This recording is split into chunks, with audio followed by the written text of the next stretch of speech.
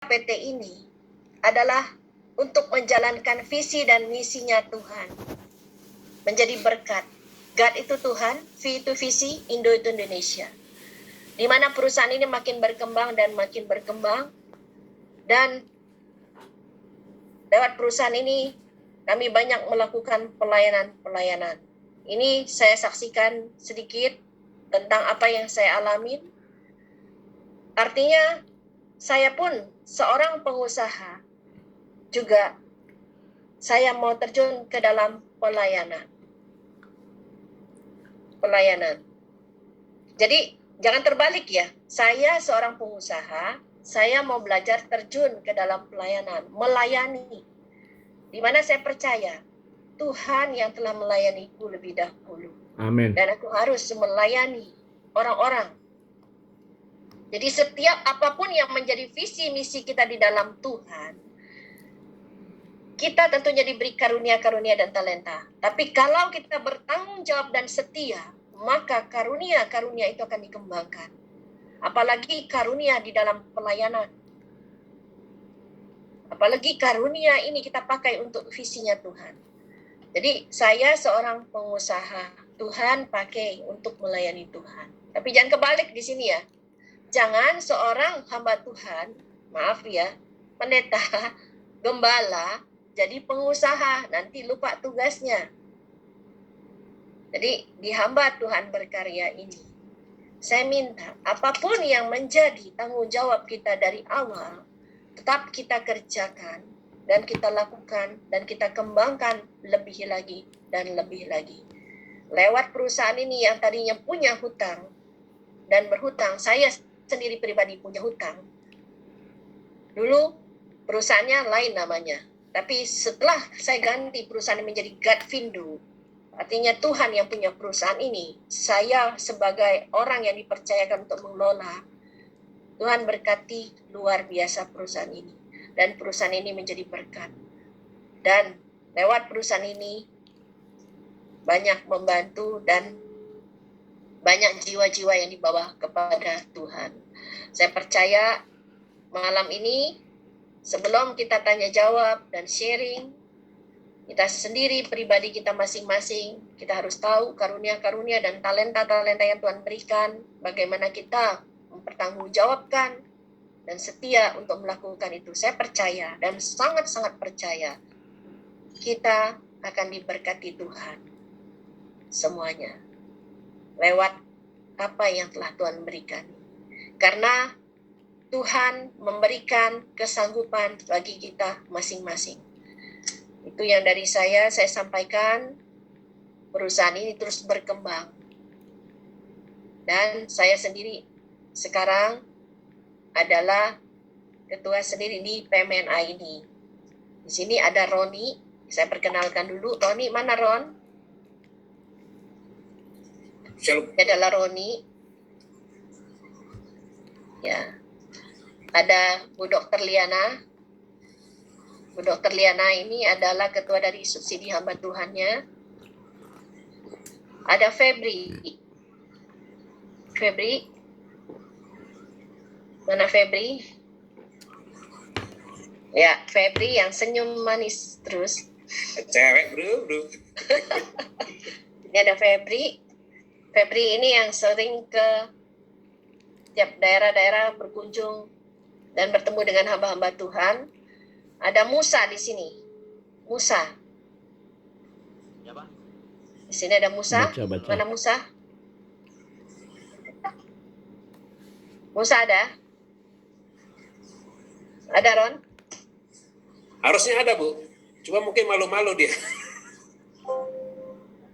Ada Musa. Nah, Ini ya. Musa. Ini ke satu. Ini Musa. Kalau mungkin di Alkitab Musanya ada jenggot ya. Kalau di sini enggak. Baru dicukur Bu. Baru dicukur ya. Ini di sini ada Sisil. Sisil mana Sisil? Sisil ini yang sering di kantor, yang bagian ini ngeluarkan uangnya. Sisil. Ini Sisil. Ini adalah orang PMNA. Di sini juga ada Pak Indra nggak ada ya? Bu Yeni. Ada Bu Yeni. Bu Yeni, Ini bagian konsumsi PMNA ini. bagian konsumsi Pemena. Jadi kalau yang ini butuh sembako, bisa hubungin Bu Yeni. Ya, Ron? Ya, Bu. Ya, itu perkenalan dari kami. Selanjutnya akan saya serahkan ke Roni ya. Ya. Ya, Ron. Silakan, Ron. Ya, baik. Terima kasih Ibu Cynthia Hanicen, Ketua PMNA, yang sudah menyampaikan sedikit ya kata-kata motivasi lah, memotivasi kita sebagai hamba Tuhan.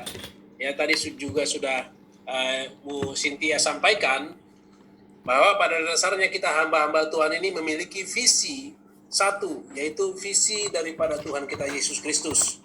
Yaitu amanat agung Tuhan kita dalam Matius 28 ayat 19 sampai 20 ya. Karena itu pergilah jadikanlah semua bangsa muridku dan baptislah mereka dalam nama Bapa, Anak dan Roh Kudus dan ajarlah mereka melakukan segala sesuatu yang telah kuperintahkan kepadamu dan ketahuilah bahwa aku menyertai kamu senantiasa sampai kepada akhir zaman. Nah, ini juga yang merupakan menjadi visi PMNA ini ya. Jadi visi PMNA adalah memberitakan kerajaan Allah sampai setiap suku, kaum, dan bahasa mendengar Injil keselamatan Yesus Kristus. Saya percaya hamba-hamba Tuhan dimanapun mungkin mempunyai visi yang sama, yaitu apa? Memberitakan kerajaan Allah. Nah, tadi juga sudah disampaikan oleh Ibu Ketua, adapun misi daripada PMNA ini adalah yang kita lakukan. Yang pertama tadi itu subsidi 1.000 hamba Tuhan, itu kita sudah lakukan sejak tahun 2000 ya. Sejak tahun 2000 dan kurang lebih kita sudah subsidi 4.000 lebih hamba Tuhan di seluruh Indonesia. Dan juga kita juga sudah ada pembangunan gereja. Pembangunan gereja itu kita lakukan sejak tahun 2004 ya. 2004 itu sudah lebih 1030 sekian kita sudah membangun gereja. Dan tahun 2017 lalu kita juga membuka program baru yaitu pembangunan PAUD. Adapun pembangunan PAUD ini bermula dari kerinduan kita untuk membawa anak-anak atau mengajar anak-anak sedini mungkin sehingga sejak dari anak-anak mereka mempunyai nilai-nilai Kristus dalam kehidupan mereka. Dan yang berikutnya kita juga ada program community development ya, Komdev ya. Ini juga kemarin mungkin Bapak Ibu tahu tim Ibu Cynthia dengan tim PMNA berangkat ke NTT ya dan juga ke Malang. Nah, ini dalam rangka program community development ya untuk mengunjungi atau memberkati memperhatikan saudara-saudara kita yang mengalami bencana begitu. Tapi kurang lebih inti daripada semua ini hanya untuk memberitakan kerajaan Allah. Nah, salah satu daripada pecahan daripada subsidi hamba Tuhan ini yaitu hamba Tuhan berkarya. Ya, ini baru ini hamba Tuhan berkarya dan inilah yang akan kita bahas bersama-sama. Itu sekilas mengenai visi misi daripada PMNA. Nah, oleh sebab itu saya langsung aja serahkan kepada Ibu Dr. Liana ya. Dr. Liana untuk boleh sedikit memberikan memaparkan program hamba Tuhan berkarya. Saya persilahkan Dr. Liana. Ya, selamat malam. Suara saya kedengaran, Ron? Kedengaran, kalau bisa lebih besar lebih bagus, Bu. Oke. Suara saya mungkin kedengaran. Saya akan perbesar sebentar. Tapi sudah cukup terdengar. Oke. Selamat malam semua hamba-hamba Tuhan yang saya dikasihi Tuhan Malam, yang Bu. luar biasa. Selamat malam Bapak Ibu semuanya yang ada di Bali. Luar biasa ya. Ini semua yang saya temuin malam ini adalah orang-orang yang antusias. Kalau Bapak Ibu nggak antusias, nggak ada di tempat ini. Kita nggak ketemu. Tapi saya percaya Bapak Ibu semua adalah orang-orang yang antusias, yang luar biasa. Tadi sudah diperkenalkan, saya Liana, saya sebagai dokter, dan kalau nggak kenal, saya memperkenalkan diri dulu ya, supaya kalau sudah kenal, saya disayang sama Bapak Ibu semua ya. Puji Tuhan. Nah, terima kasih sebelumnya, saya berterima kasih untuk Pak Roni, untuk Ibu Cynthia, untuk Febri, untuk Musa, untuk Sil juga, sampai acara ini kita bisa laksanakan. Dan saya berterima kasih untuk masukan-masukan respon dari Bapak Ibu semua. Ada WA, masukan dan pertanyaan yang ditujukan kepada Pak Febri. Nah, Kalau dari sorry dok, ya. dok, Ya. saya potong sebentar dok. Iya. Posisi dokter di rumah sakit atau apa ini? Di rumah. Oh di rumah ya, oke. Kalau di rumah sakit maskernya jangan dibuka. Di rumah. Di rumah ya, oke. Silakan. Dan sendiri. Ya, saya takut dokter lagi di rumah sakit. Ya, udah silakan Iya. dok. Oke, terima kasih Ibu, terima kasih. Ya. Jadi kami akan merespon apa yang Bapak Ibu mungkin selama ini bertanya-tanya, bagaimana sih tentang hamba Tuhan berkarya ini. Hamba Tuhan berkarya ini sebenarnya pecahan tadi Pak Roni sudah bilang dari program subsidi hamba Tuhan yang waktu sebelumnya kami memberikan bantuan dana itu subsidi 500.000 per bulan. Nah, sekarang kami nggak memberikan seperti itu. Jadi tujuan dari program subsidi hamba Tuhan itu saya bacakan di sini. Program yang dikelola oleh PMNA untuk mendukung, mensupport pekerjaan pelayanan hamba-hamba Tuhan di seluruh pelosok Indonesia. Oke, nah yang pertama yang sebelum ini dijalankan subsidi dana tunai, yaitu memberikan dana untuk mendukung pelayanan hamba-hamba Tuhan. Seperti contohnya untuk transportasi, untuk mempertahankan pelayanan hamba Tuhan ya. Nah, itu kami berikan selama ini 500.000 per bulan.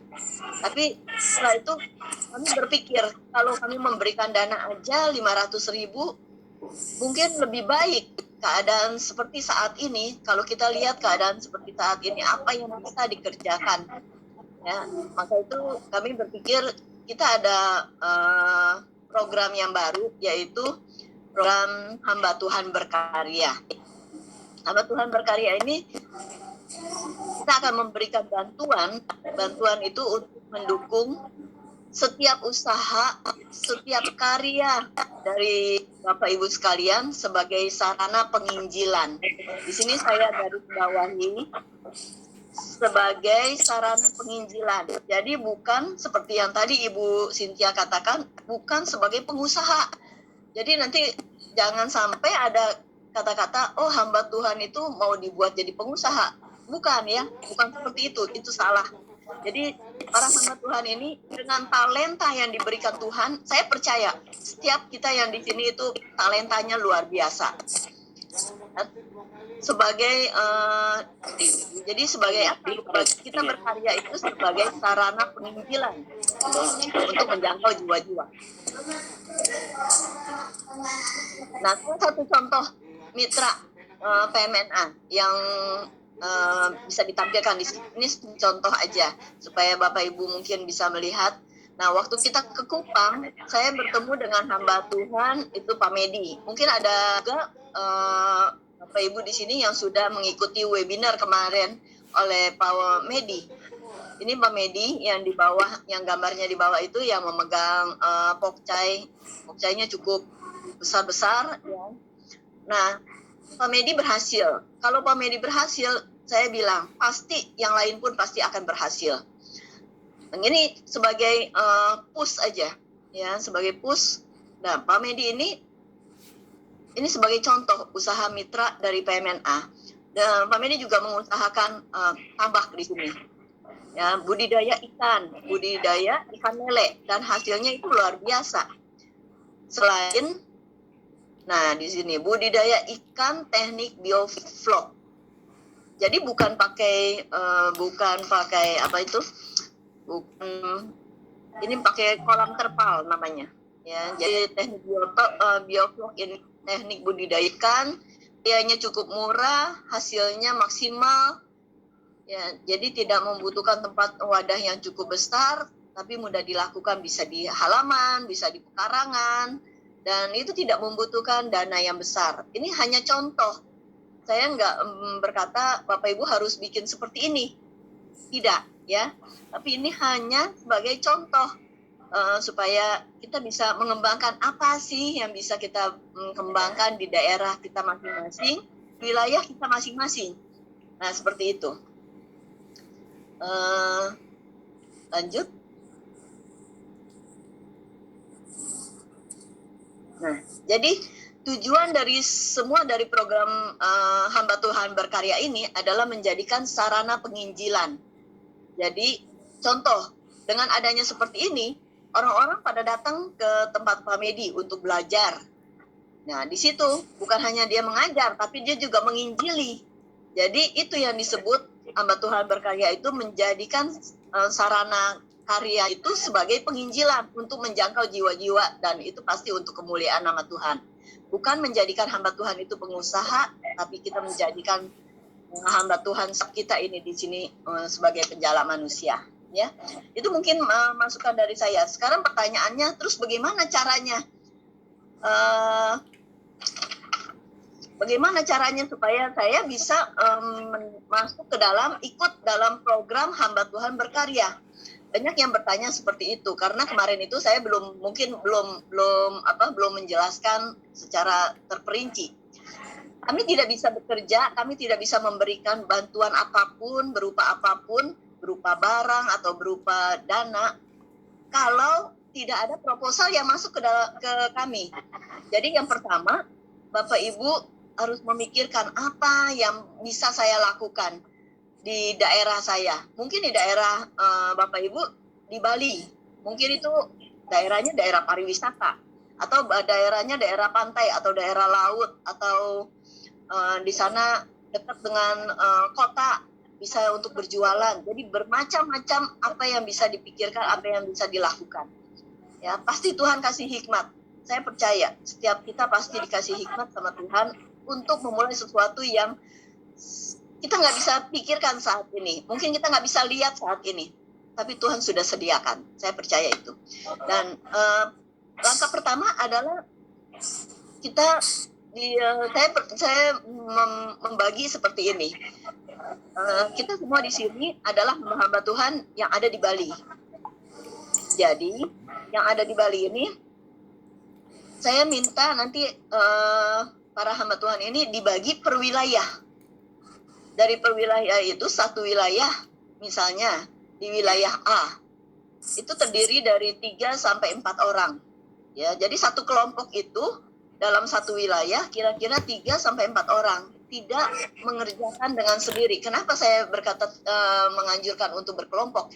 Karena kalau kita mengerjakan sendiri, nanti kalau nggak bisa, kita frustasi sendiri. Nggak ada orang yang bantu, nggak ada orang yang mensupport, ya. Tapi kalau kita terbentuk dari 3-4 orang, kalau satu yang nggak bisa, pasti ada yang satunya lagi.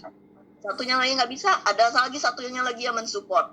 Dan itu hasilnya akan maksimal, pasti lebih maksimal. Ya, nah, bagaimana caranya? Yang pertama adalah mengajukan proposal. Proposal itu harus lengkap. Proposal itu ditulis dengan kriteria seperti ini. Contoh kriterianya, di dalam satu gereja, Bapak Ibu menjemaatkan, ini jemaat yang aktif ya. Jemaat yang aktif, jemaatnya juga bertumbuh, itu salah satu kriteria yang kami perhitungkan. Jadi dalam gereja itu berapa jumlah jemaatnya yang aktif, yang bertumbuh. Nah, kemudian dalam satu wilayah itu dibentuk 3 sampai 4 orang kira-kira hamba Tuhan. Nah, kemudian berikan proposalnya kepada kami. Di dalam proposal itu pasti ada perhitungan. Misalnya ada modal awal. Modal awalnya kira-kira berapa? Contoh, saya kasih contoh seperti ini. Misalnya untuk membuka warung nasi misalnya. Saya percaya waktu kami berangkat ke setiap daerah dimanapun itu, ini Ibu Gembala ini luar biasa masakannya. nggak kalah sama orang-orang di kota, ya. Setiap kali kita makan di tempat di gereja pasti disediakan oleh Ibu Gembala ini makanannya yang luar biasa, enak-enak sampai kita semuanya nggak mau pulang, nambah lagi. Dan itu sebenarnya talenta yang harus dikembangkan, talenta yang harus digali, ya. Tapi mungkin ada yang berkata, tapi saya nggak ada dananya, atau peralatannya nggak lengkap, peralatannya saya nggak punya peralatan. Nah, dari situ jadi mungkin itu yang dipakai untuk proposal. Ya, saya kasih contoh misalnya, bagaimana mengelola catering atau warung nasi. Contohnya di sini, itu harus dihitung berapa modal awalnya, pertama. Terus kemudian langkah-langkah untuk mendirikan usahanya seperti apa. Mungkin di tempatnya, bukan di tempat yang terpencil. Kalau di tempat yang terpencil tidak ada orang yang beli, mungkin itu juga susah. Tapi kalau yang agak ke kota, nah itu bisa, ya, bisa untuk membuka rumah makan. Nah, kemudian juga harus ada keahlian. Tadi saya cerita lagi. Keahliannya apa? Kalau keahlian misalnya Ibu Gembala bisa gunting rambut, bisa buka salon. Keahlian kita masing-masing dikasih Tuhan itu dengan talenta yang berbeda-beda. Ya, kita harus tahu jadinya keahlian saya seperti apa, keahlian ibu yang satunya lagi seperti apa. Nah, itu akan diolah sama-sama. Nah, setelah itu ada hasil pasti. Hasilnya terus bagaimana? Contoh, kalau seperti kayak tadi, Pak Medi mengusahakan hidroponik. Nah, dari hidroponik, dari tumbuh-tumbuhan, dari pokcai, dari sayur-sayuran yang sudah ditanam dan hasilnya berlimpah, itu pasti ada marketingnya, ada penjualannya, bagaimana mendistribusikannya ke pasar atau ke supermarket atau kemana, itu pasti ada pendistribusiannya. Jadi nggak untuk sendiri, tapi juga ada marketingnya, harus ada pendistribusiannya supaya ada hasilnya yang dikelola. Nah, kita jangan lupa di samping itu pasti ada risiko, faktor resikonya. Faktor resikonya misalnya ya gagal panen, ya, atau misalnya yang jual makanan misalnya, aduh makanannya ini masih banyak nih, seandainya seperti itu faktor resiko yang harus dipertimbangkan juga, ya. Jadi saya tekankan lagi di sini. Jadi per wilayah, dalam satu wilayah itu ada 3 hamba, kira-kira 3 sampai 4 Tuhan yang komitmen. Bukan komitmen aja, tapi sehati untuk mengelola bersama-sama, ya. Nah, contoh-contoh yang supaya Bapak Ibu mungkin saya kelola apa, ya. Contoh-contoh misalnya saya kasih contoh di sini, mungkin ada di pertanian, sektor-sektor di pertanian, atau nah yang dekat-dekat sama nelayan. Kemarin saya dapat cerita seperti ini. Dia tinggalnya di dekat nelayan, dekat pantai, dekat laut. Nah, waktu nelayan itu ikan banyak, dapat pagi-pagi nelayan sudah mendarat, dapat ikan banyak. Nah, terus ikannya itu diambil, terus kemudian dia membantu menjualkan. Nah, dari situ itu untungnya, ada untungnya, dan itu untungnya juga bisa dipakai untuk kehidupan sehari-hari dan juga untuk jemaatnya, ya. Terus kemudian ya tambah seperti kayak tadi. Bisa di dalam bidang agrobisnis yang seperti kayak tadi untuk tumbuh-tumbuhan, untuk tanaman, untuk sayuran. Bisa juga untuk perdagangan yang tadi saya katakan, ada warung, ada bisa juga bikin supermarket, sama-sama bikin supermarket kecil-kecilan aja untuk jualan grosiran, ya itu juga bisa. Nah, terus mungkin bisa juga bikin seperti kayak salon, atau keahlian saya atau keahlian anak saya itu bisa gunting rambut, potong rambut, tapi saya nggak punya alat, nggak punya alat untuk menggunting. Itu bisa juga proposalnya dikirim kepada kami. Terus ada lagi laundry, misalnya di tempat agak ke kota, itu juga bisa bikin laundry, ya, atau catering makanan, atau bengkel motor. Mungkin sebagai hamba Tuhan, Bapak Ibu dalam hati mungkin bisa ada yang berkata seperti ini, saya nggak bisa untuk montir seperti itu, bengkel motor seperti itu, saya nggak bisa. Tapi saya katakan, mungkin ada jemaat ya mungkin ada di jemaat Bapak Ibu sekalian yang bisa seperti itu, ya, yang keahliannya itu bisa dibantu, bisa disupport, bisa bikin bengkel motor, ya. Jadi jemaat yang dibina itu juga bisa, atau konsultasi untuk pariwisata, banyak macam yang saya tidak pernah terpikirkan pasti ada di dalam benak Bapak Ibu sekalian. Nah mungkin seperti itu kira-kira masukan dari saya. Nah setelah proposalnya dikirim kepada kami akan tindak lanjuti, kami akan pelajari dan kami akan tindak lanjuti. Apa saja nih yang diperlukan? Jadi selain dana pasti contoh seperti kayak tadi mau buka warung nasi, mungkin yang diperlukan kompor, mungkin yang diperlukan panci-panci yang besar, ya. Coba tolong diperhitungkan di data apa yang menjadi kebutuhan. Semaksimal mungkin kami akan membantu, ya. Itu saja mungkin masukan dari kami. Saya percaya setelah selesai ini banyak proposal yang dikirim kepada kami, tapi bukan setiap proposal kami ACC, ya, bukan setiap proposal kami ACC, tapi kami akan pelajari yang benar-benar yang dengan gereja yang dengan jemaat yang bertumbuh, karena sarana ini akan dipakai untuk sarana penginjilan, ya. Mungkin itu saja Pak Roni yang masukan dari saya. Selebihnya kita akan buka tanya jawab.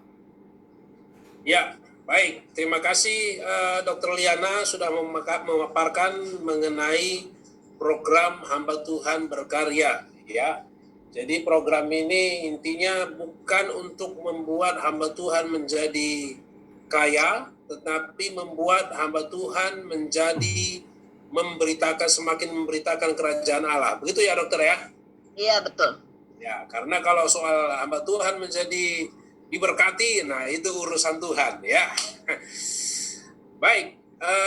Bapak Ibu, dari pemaparan dari Dr. Liana sebagai Ketua Bidang Subsidi Hamba Tuhan dan juga Hamba Tuhan Berkarya, mungkin dari Bapak Ibu, ya tadi sudah saya chat itu apabila Bapak Ibu ada pertanyaan terkait dengan apa yang dipaparkan oleh Ibu Dr. Liana tadi, mungkin bisa ditanyakan atau diketik di chat room ya, atau di Zoom ini, ya. Terkait apa yang mau ditanyakan gitu. Tapi untuk memulai satu pertanyaan, ya, untuk satu pertanyaan boleh langsung saja karena belum ada pertanyaan di chat, boleh langsung aja dari salah satu Bapak Ibu yang ada di sini, boleh langsung aja angkat tangan.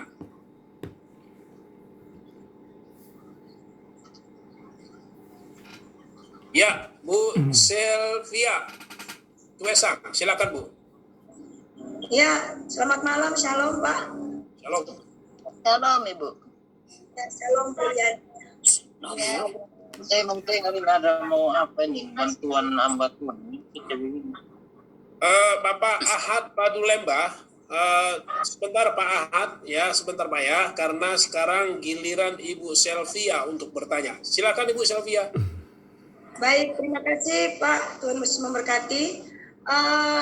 Saya juga termasuk gembala perintisan di Bali.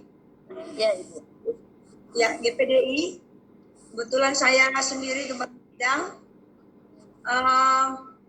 Saya memang tertarik, tadi Ibu bilang bisa juga catering dan lain sebagainya. Ini kebetulan memang jemaat rata-rata untuk pendapatan hari-hari ini, bahkan ada yang sudah dirumahkan karena memang situasi yang terjadi, ya. Menyangkut dengan pertanyaan saya hari ini, kalau misalnya kami yang menjadi kendala di Bali ini kan adalah tempat, Bu. Di Bali kan rata-rata semua gereja-gereja, apalagi yang merintis ini rata-rata masih kontrak, masih sewa. Dan untuk itu saya juga memang punya rencana untuk membuka catering dan angkringan bersama dengan jemaat. Tapi kalau melihat tadi usulan dari Bu Liana, harus dengan kelompok-kelompok. Jadi misalnya 3 sampai 4 orang per wilayah. sekiranya bisa diarahkan untuk kalau misalnya saya mau mengusulkan catering atau angkringan itu kalau misalnya harus 3-4 orang hamba Tuhan itu seperti apa. Baik, itu aja Bapak. Terima kasih. Juliana, terima kasih. Ya, baik. Terima kasih Ibu Selvia Tuesang ya. Ya, Roni, Ya, coba nanti Sisil atau siapa catat kalau Ibu Sylvia ini di Bali yang mana itu. Jadi kita tahu kelompoknya mana nanti. Ya, saya di Dalung Permai, Bu, di Kabupaten Badung. Badung Bali, Badung ya. Badung itu di mana ya? Canggu, arah Canggu. Dekat Canggu. Ya, nanti Sisi atau Musa dicatat ya. Jadi kita tahu nanti kelompoknya di mana. Ibu Sylvia, terima kasih. Ya, Bu. Lanjut. Bu. Ya, lanjut. ya, terima kasih Bu Cynthia. Silakan Bu Diana. Ibu Sylvia, iya terima kasih Bu Sylvia. Iya, mungkin Ibu di daerah Badung tadi ada beberapa hamba Tuhan mungkin yang sama visinya dengan Ibu. Keinginannya sama-sama mau buka catering. Ya, tadi saya dengar Ibu mau buka catering. Saya senang sudah ada yang menanggapi berarti. Jadi Ibu nggak usah takut kalau di daerah Ibu itu pasti kan ada gereja juga ya di daerah wilayah Ibu pasti yang dekat nggak usah yang jauh-jauh yang bisa Ibu kontak setiap hari yang dekat-dekat di daerah Ibu itu. Nah Ibu bisa ajak, yuk kita buka catering. Ternyata tempatnya bisa di tempat Ibu atau bisa di tempat orang itu atau di rumah jemaat juga bisa. Ya, jadi nggak terpaku rumah hamba Tuhan, rumah jemaat pun bisa kalau yang bersedia dipakai tempatnya untuk buka catering atau buka rumah makan atau buka warung nasi bisa. Jadi kita nggak terlalu mempersulit gitu, tapi ya lebih fleksibel. Jadi kalau misalnya Ibu, nggak ada nih sama sekali di tempat saya nggak ada orang sama sekali yang bisa saya ajak, tapi saya percaya. Kalau 4 orang susah, mungkin 3 orang. 3 orang susah, mungkin 2 orang. Oke, ya Ibu, terima kasih. Ya. Ya, baik. Terima kasih Dr. Liana sudah menyampaikan, menjelaskan, menjawab. Nah, ini ada pertanyaan yang masuk di room chat. Ya, selanjutnya Bapak Ibu, saya akan baca yang di room chat ya. Untuk Pak Nahuselan, ini kalau untuk sekolah bisa. Nah, bisa Pak, tapi kali ini kita hanya membahas program Hamba Tuhan Berkarya. Nanti kalau untuk sekolah boleh ditanyakan langsung ke link kami, PMN bisa dibuka ya. Untuk Pak Hosea, untuk Pak Hosea Sitepu ada pertanyaan Bu, begini. Saya sudah belajar dan merawat ikan lele pakai bioflok. Nah, jadi Bapak ini sudah belajar, apakah bisa saya dibantu untuk bisa buat sendiri? Iya. Jadi ini lebih kepada apa nih? Edukasi atau gimana nih Pak? Pak Hosea? Pak Hosea? Pak Hosea? Ya, gimana? Ya, ini maksudnya gimana Pak? Silakan Pak. Terima kasih buat kesempatannya buat kami. Terima kasih, kami akan memperjelas di mana saya sendiri sudah dipercayakan om saya untuk merawat dia punya lele. Sedikit banyak kami sudah mengetahui apa-apa saja yang harus dikerjakan. Dan saya tanya om saya itu, pakannya berapa, jual kemana, bibit di mana, dia sudah tahu semua. Yes. Makanya apakah kami sebagai hamba Tuhan bisa membuka sendiri dengan ilmu yang dari om saya itu gitu loh. Ya. Jawabannya bisa Pak. Saya Bisa. senang kalau bisa. Kalau Bapak seperti ini, jadi artinya Bapak sudah punya Skill. sudah punya skill, ya, sudah punya skill. Jadi udah belajar dari Om, sudah tahu pakannya berapa, terus jualnya kemana. Itu lebih memudahkan sekali. Tapi kalau bagusnya mungkin ya Bapak bisa mengajak teman-teman yang di sekitar Bapak, Pak Hosea, Jadi di sekitar Iya Bu, ya. ya mungkin ada beberapa teman-teman nih ceritanya di hamba Tuhan yang lainnya yang di sekitar dekat tempat Bapak. Yuk kita sama-sama gitu. Yang menguasai Pak Hosea, saya pegangnya Pak Hosea.